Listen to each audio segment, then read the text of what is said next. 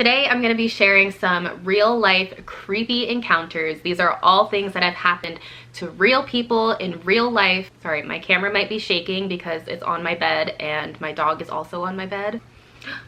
Hugs. Say hi. He is gigantic. He's literally a giant. He's a giant schnauzer. I love him. The thing I love about reading creepy encounter stories is that it's just so realistic, because most of the time nothing absolutely crazy happens, like there's no like murders, but it just leaves you with like that eerie feeling. Like it gets your mind thinking about all of the creepy things that just could happen to you or could happen to anybody. So I just find them so interesting because they're just so real and it really creeps me out. So I'm gonna stop talking now and let's get into the stories. This one is called, "I'm pretty sure the staff at Hobby Lobby saved my life today." I was at the store to indulge in the springtime sale. As I was browsing the entire store, I noticed I kept seeing the same man wandering around. I thought that he was there with his wife until I realized he was there alone.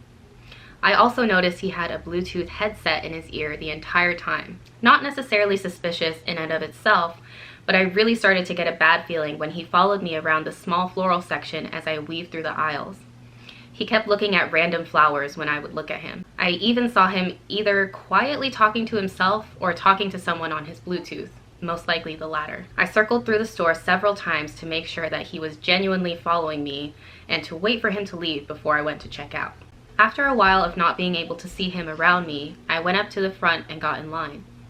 He crept from around a corner and got in line right behind me, still holding the two random flowers that he had picked up. The cashier rung up my items while I typed a note on my phone. I told her that I had an online coupon and showed her the note that said, "The guy behind me has been following me throughout the store." She said that she was going to get the manager to verify the coupon. The manager came up and read my note and said, "With the other sale already applied, we might not be able to apply this coupon, but let's step aside and see what we can do." She took me past the register to get the details while the cashier rung up the man. I told her everything. I looked back and the guy is telling the cashier that he forgot something that he wanted. He then goes back to the floral section to add another random ass stem to his items. He looks at me talking to the manager and tells the cashier that he needs something else and leaves the register again to get another random item.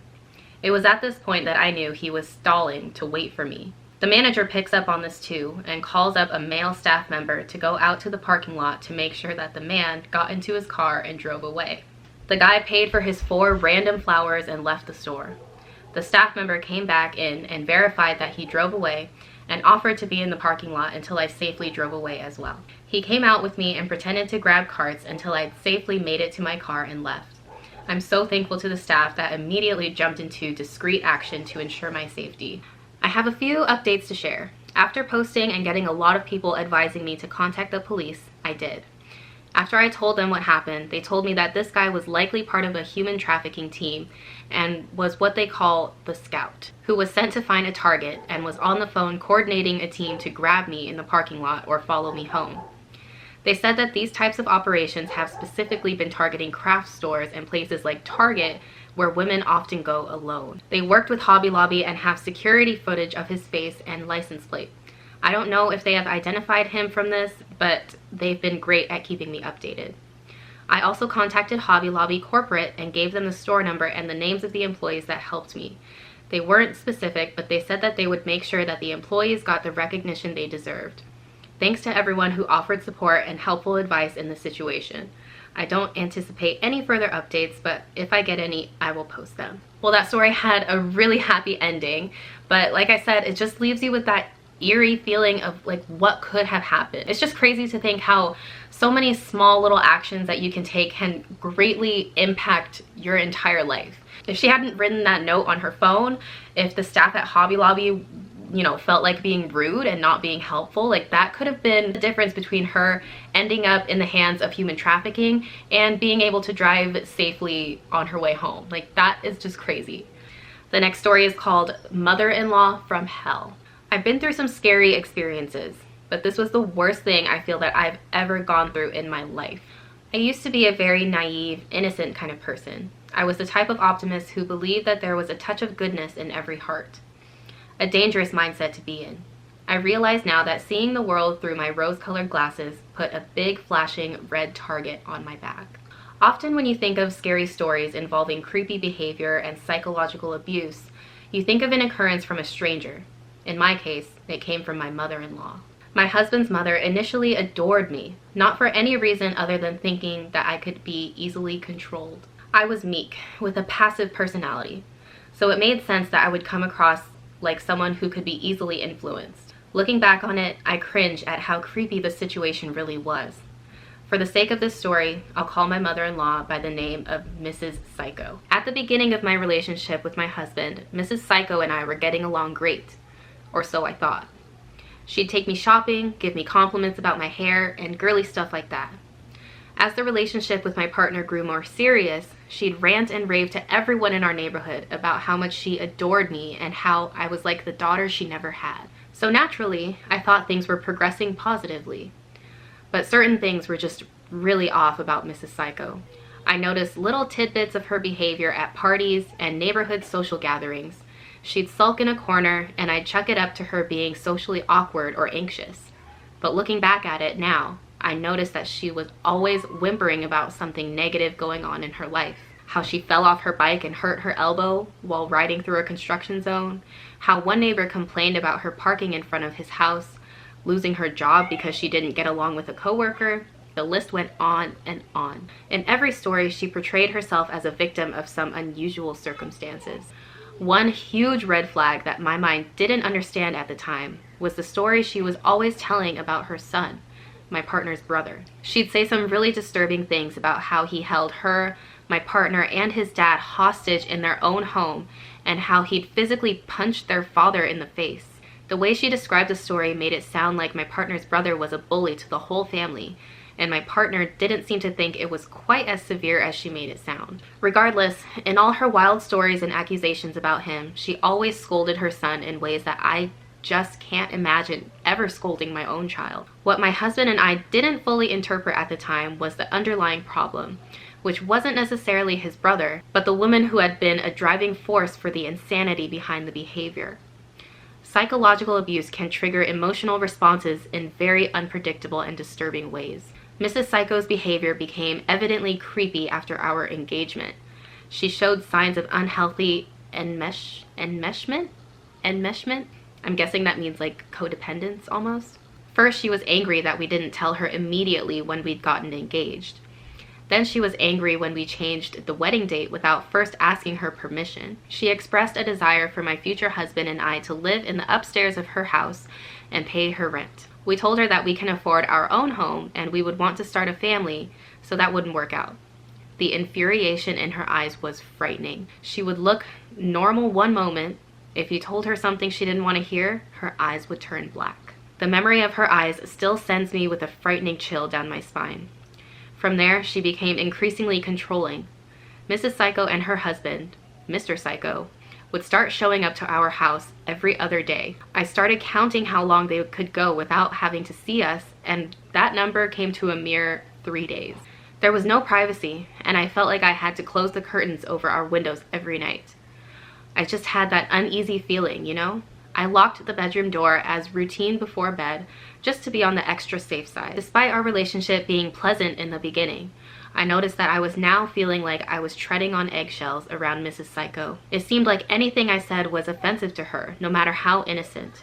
I realized I couldn't talk to her like I used to be able to when me and her son were just dating. I had allowed myself to be vulnerable to her. I confided in her about how I had a lot of social anxiety and that her son came into my life during a time that I was suffering from crippling depression. I talked about how he'd brought a ray of sunshine into my life, thinking that speaking kindly about her son would please her. But she just had this unfeeling, glazed look across her face. Hoping to mend my relationship with her, I decided to help her out one day with organizing her antiques. She had this hobby of going to auctions and buying and selling knickknacks, buttons and stuff like that. She would get very proud of her collections of things that I sort of thought were junk, but to be polite, I told her I saw the beauty in these things, hoping to get back on her good side. There were some creepy dolls in the mix, including this horrifying looking vampire doll with piercing red eyes. She said she'd had that doll for years and used to scare her sons with it when they were little kids. She laughed at her memory and the sound had an eerie satanical vibe to it. Oh my god, that is so creepy. Who intentionally scares their kids with creepy dolls? That is insane. As if this wasn't enough to freak me out, she then told me this story about how a female coworker complained about her to the HR department at her company. To seek revenge on the woman, Mrs. Psycho wrote a letter that was meant for the coworker's husband, telling him that she was cheating on him. To remain as anonymous as possible, she told me how she slipped on a pair of black gloves and drove the letter to a faraway location so that her address couldn't be traced. I remember feeling very uneasy about her story, wondering how she could get angry enough to drive hours away to cause emotional harm to another human being. There came a point after hearing this story when I didn't want to be left alone with my partner's mom anymore. Girl, me neither. I would not be caught alone with this woman. My partner tried to talk to his parents about how I was feeling, like I was on eggshells around them. But they flipped the narrative to say that they were the ones feeling on eggshells around me. During this time, I painstakingly realized that psychological torture exists in the form of extreme invalidation. Not having your feelings acknowledged can really drive a person crazy. It was then when I felt a little more clued in to what may have happened to Mrs. Psycho's other son. I can't be sure because I never met the guy, but I think he was driven mad by his mother's severe emotional neglect. She was pulling the same tricks on me and my partner, gaslighting us into believing that we were just too sensitive. When my husband and I started figuring out that something was off, things got even creepier. His parents started to show up to our house to corner us into submission. What I mean is, they'd tell us stories to make them seem like victims so that we would give in to demands of what they wanted at the time. If we denied their request, they'd use psychological manipulation by telling us we were uncaring or ungrateful. One demonstration of this manipulation was when I became pregnant. I explained that the smell of pizza made me extremely sick, but this was ignored. When Mrs. Psycho insisted that we go to a pizza restaurant for her birthday, I was confused with why I felt like I couldn't say no. My husband was in the same predicament. Somehow, I think we sensed that something bad would happen to us if we declined. This is also because Mrs. Psycho's husband and her sister had contacted us, telling us explicitly that we weren't allowed to say no to her dinner invitations anymore. What the fuck? They explained it like saying no hurts her feelings, but there was something else there that I can't quite explain. Something hidden beneath the surface that sounded really threatening. I had no idea why, but I just did not feel safe. Then only 2 weeks after giving birth to our daughter, I had the creepiest interaction of my life. Mrs. Psycho caught me alone while I was on my front porch. The weather was really nice, so I was rocking with my baby in one of our outdoor chairs. She came up to the doorstep and assumed a seat in the chair next to me. Then, in a quiet, ominous voice, she said to me, "You have to share her, you know." Her black eyes flicked to the infant in my arms. I know what you might be thinking, but this wasn't said in a cute, excited, new grandma kind of way. Her voice sounded cold and possessive, with certain passive-aggressive intent behind the statement. I naturally clutched my arms around my daughter, tighter, feeling a protective instinct take over me. Mrs. Psycho had expressed to me before that she'd always wanted to have a daughter, but was only able to have sons. Maybe I was being influenced by the postpartum hormones or just overall paranoia. But a disturbing thought occurred to me that she might want to get rid of me somehow to have my daughter to herself. I later told my husband about the bizarre interaction with his mom and how I couldn't keep up with the heavy psychological demands of his parents anymore. It was all taking a strange emotional toll on me, as well as a strain on our marriage. And I still couldn't pinpoint exactly why. Nevertheless, they were causing us a lot of stress, which was impacted on me all the more while I was trying to adapt to my role as a new mother. They even restricted me in bizarre ways, telling me I was not allowed to refer to our daughter as my baby. I had previously posted on Facebook about how excited and happy I was to be a new mom. I posted a side-by-side picture of me with my daughter with the caption, "She has my eyes." My mother-in-law commented on the post with, "My son had something to do with it too, ... which not only put a damper on the mood, but also felt creepy. Like, why did she have to mention something we already know? It was almost as if my happiness made her more enraged. I really felt like I was starting to go crazy. The stress was enough to make me physically sick. At first, my husband hesitated when I told him about my concerns, stating that the usual spiel that was natural for him to say, that they were his parents, and he couldn't just drop contact with them. But something in his voice contained fear, and it wouldn't take long before he would realize how effed up the situation actually was. The incident that drove him to the point of cutting off his parents happened when they cornered us in our own living room, demanding that we watch their unruly dog while they went on vacation for 5 days. My husband almost caved, but stayed firm when he told them, no, we can't. We have a 2-month-old baby to look after. The murderous glare his mom then flashed at me was intense and enough to make me crawl out of my skin. You know that look someone gives before they are about to attack? It looked like something from a movie, very primal and hateful. I thought for sure that she was about to lunge at me and wring her hands around my neck, causing me death by strangulation. I was terrified. Mr. and Mrs. Psycho eventually left our house, but they were clearly angry that they weren't able to convince us to conform to their will. My husband and I had a dark, suspicious feeling that something bad was about to happen. We received lengthy emails from Mrs. Psycho, mostly insulting me. She said she thought that I was brainwashing her son, and she went on to portray herself as a victim. She used the knowledge of my anxiety disorder to make an argument that I was mentally unstable and dangerous. She threatened to post about me on Facebook and make our lives a living hell if we didn't apologize for deviating from what she wanted. At the time, she told me that I was dead to her and listed all the mistakes I've ever made in the past, as well as criticizing my faults. I'd be lying if I said this didn't sting. My husband and I needed space to recover from the emotional wounds that she had inflicted on us. We remained silent, not wanting to engage with her any further. Okay, the story's not done yet, but I just have to say, like, holy shit. This is like getting crazier and crazier. Like, I cannot believe what I'm reading. My husband and I were pretty scared, as well as being hurt, spending most of our days cooped up in our bedroom, not knowing what to expect. But we stayed strong through the process of separating from the toxic relationship. Mrs. Psycho proceeded to make good on her threat, posting about me publicly on Facebook. She said I was batshit crazy. She even went a step further, saying that I had borderline personality disorder, in all capital letters. This came out of complete nowhere. She knew I had anxiety, but I'd never mentioned anything to her about being borderline, because I wasn't diagnosed with that at all. It didn't end there though. She also posted a dramatic story of how we had banned her from seeing her grandchild. An active smear campaign against me ensued as Mr. and Mrs. Psycho actually went door to door to everyone's house in my community, posing as good citizens to warn everyone about their extremely dangerous, manipulative, 5-foot-tall daughter-in-law. Dude, this bitch is so crazy. I am in shock right now. Holy crap. Okay, I need to get through the rest of the story, but like, oh my god. My neighbors didn't react the way that was expected though. They were more wary of her than me. Instead of ruining my reputation, which was the desired effect, most people in my neighborhood were majorly creeped out by Mrs. Psycho's efforts. They were equally creeped out by Mr. Psycho's willingness to go along with the whole thing. I guess after years of being beaten down with his wife's abuse, he was just an empty shell of a man.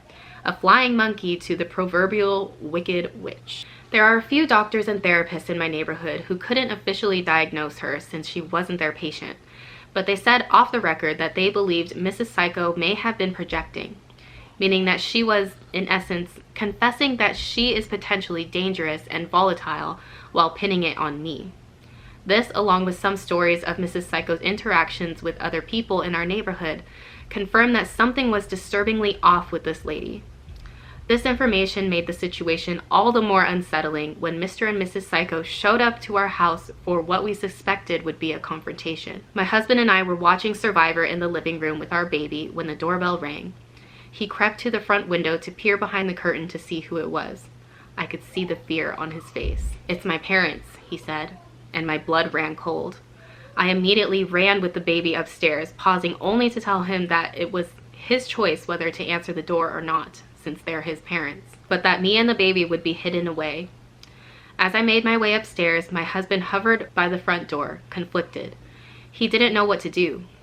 Meanwhile, I could hear jostling at the front door, like his parents were trying to force their way inside our house with a spare key. I thank God to this day that we had just changed the locks a few days before so they couldn't get in. I proceeded to run upstairs and closed the bedroom door behind me, locking me and the baby inside. I held my daughter close, my heart thudding wildly against my chest. When there was a knock on the bedroom door, I reacted with a jolt. It scared me shitless. My husband's voice on the other side calmed me down though. He told me he didn't answer the door. He was trembling when I unlocked the door to let him in. His face was pale. He showed me a text message from his dad saying, "Anyone home?" Followed by another text from his mother later saying, "You're a coward, hiding behind your keyboard." I don't know what would have happened if my husband had chosen to answer the door, but I shudder to think about it. My husband and I both blocked them after that. Phone numbers, social media accounts, everything. They moved away to another state, thank God. We have since been in no contact with his parents for almost 2 years now, and our daughter is growing into a loving environment free of toxicity. Sadly, we have had to block some of my husband's other family because they keep telling us we should talk to my in-laws, which, by the way, feels a lot like being told, please contact your abuser. For this reason, I sometimes feel like it would have almost been better to be physically abused than mentally abused, because then there would be some form of physical evidence of the harm that they had inflicted. I know a lot of people, including myself, can relate to that statement, so I hope it's not taken the wrong way, but I completely relate to what they're saying here. In the meantime, they have so far made no attempts to contact us with an apology or anything. Instead, they once reached out with a nasty, "Have a shitty anniversary, you two are a match made in hell," which only further secured our decision to cut contact with them. I have since armed myself with knowledge so that I will be less naive about creepy behavior in the future. I've studied up on narcissism and the negative psychological impacts that some people can have on others through gaslighting and invalidation. I hope everyone listening out there may be aware that not all abuse is physical. That was a really long story. I actually didn't expect it to be that long, but I'm glad that I read it because holy crap, that was an insane story. Like, I cannot imagine feeling just so afraid and fearful by people who are supposed to be family. Someone who's supposed to be a mother figure to her, and she just completely went insane. Like, my mind is blown. For the next story, I'm gonna try and find something a little bit shorter, and then it's gonna be our last story of the video because I honestly did not expect that one to be so long. Also, I have to pee, so be right back. This one is called She Looks Like the One. When I turned 9, my parents finally let me start walking to school. It wasn't far, and even though they were worried, I assured them I would be fine. I was so excited because my best friend lived next door, and that meant we could walk to school and back together every day. Things were going great the first few weeks, and we had so much fun laughing and talking all the way to school and back home. There was a liquor store along the way that we would stop at on the way home to get some snacks and candies, but only on Friday. It was our little treat and the thing that we looked forward to at the end of the week. One Friday afternoon after school, we began our walk to the liquor store, talking about school as usual. It was just like any other time we went to the store. We would rush in, laughing all the way to the candy, pick our favorites, and hop in line to pay. This time, there was a man with a pack of beer, and he looked like he worked in construction or something. He was in line before us with another man, but when he saw us, he let us go first. We thought he was just being nice, so we happily obliged, and as I talked to the cashier, my friend stayed behind me. I could hear the two men behind us speaking in Spanish and laughing, so I turned around to look and see my friend with a nervous look on her face. She grabbed my arm hard after I paid and practically pulled me out of the store. I kept asking her what was wrong, and she said she didn't feel safe and we should just run home. I was confused, and I wanted us to enjoy our candy on the way back like we always did, until she told me what she had heard. I don't speak Spanish, but she did, and apparently the two men were talking about me. She said that one of them pointed to me and said, "She looks like the one." They both laughed and agreed, and the one with the beer said, "Let's follow them and we can grab her around the corner. She's small and won't put up a fight." That is so terrifying. I froze in fear. We were still in the parking lot of the store and I didn't know what to do. We looked around us and saw the two men get into a big work truck. They didn't even glance our way. So I told my friend they were probably just joking and we were being paranoid for being so scared. Boy, was I wrong. My friend didn't agree with me and said they were definitely serious and we should start running. I was hesitant at first until I turned around and the truck was right behind us. I took one look at my friend and we grabbed hands and ran as fast as we could. Our hearts were racing and we didn't dare turn around.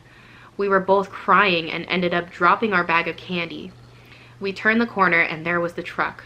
My heart dropped. The man in the passenger seat hopped out and began to approach us. He didn't say a word. His eyes were locked on me. I have never been that terrified in my life. I was frozen in fear. My friend, however, started yelling at the man in Spanish and he seemed to get angry. There was a busy road to the left of us and it was our only way out. We knew what we had to do without even saying it. We didn't look left or right. We just ran for our lives across traffic. A car almost ended up hitting us, but they slammed on the brakes and started honking. We just kept running until we were about a block away from our houses. We were out of breath and hysterical. We thought we had made it, but then we heard a whistle. We look and it's the truck. The men were on the other side of the street, windows down, whistling at us. We had no option but to run as fast as we could to our house. My mom was in the front gardening. She was shocked to see us running and screaming. We couldn't get the words out right. All we managed to say was, "Truck following us."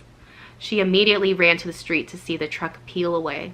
As soon as she calmed us down, she called the cops to take a report, but nothing ever came of it, and I was never allowed to walk to school again. Oh, wow, that was a wild ride. Keep in mind, those girls were 9 years old. That is so young and so scary. I mean, I have kids, and just the thought of something crazy like this happening to them walking to and from school, which it should be no deal. Kids should be able to walk a few blocks without fearing for their lives. Like, oh man, stories like this they just creep me out like to the fullest extent, especially being a mother. And I'm so glad that nothing terrible happened to them, but seriously, just how scary and horrifying. And that's like an experience that you have to live with for the rest of your life. Alright guys, that is all of the creepy encounter stories that I have to share with you today. And if you want to see more videos like this in the future, just let me know by giving me a thumbs up on this video or commenting below or hitting subscribe. Those are all ways that I know that you enjoyed this video and that you would like to see more. So that is it for now, and I will see you all in the next one. Bye!